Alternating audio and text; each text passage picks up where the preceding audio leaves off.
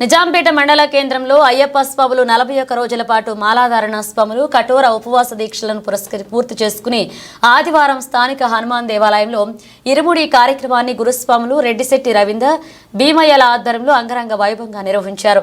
ఈ కార్యక్రమానికి అయ్యప్ప స్వాములు కాకుండా గ్రామస్తులు పెద్ద సంఖ్యలో పాల్గొన్నారు.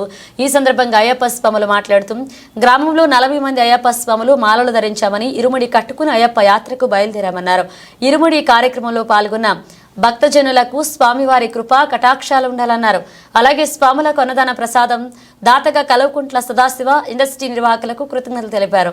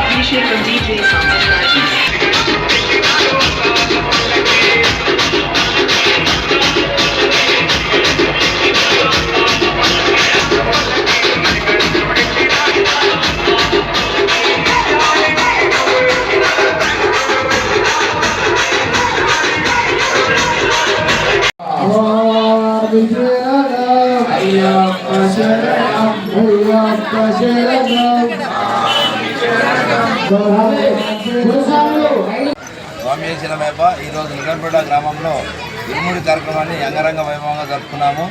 ఇక్కడ 40 మంది సుమారుగా 40 మంది సాగుతున్నాము. ఈరోజు ఇరుముడి కట్టుకొని శబరిమల యాత్రకు బయలుదేరుతున్నాము.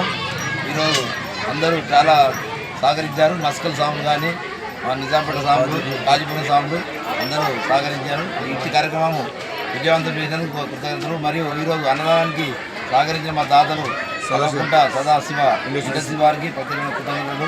మరియు స్వామివారి కృపా కటాక్షాలు మా ప్రాంతం పైన నిజాంపేట మండల వ్యాప్తంగా అందరూ మంచిగా ఉండాలని, సమస్త జీవకోటికి మంచిగా ఉండాలని కోరుతూ స్వామి శరణమయ్యప్ప.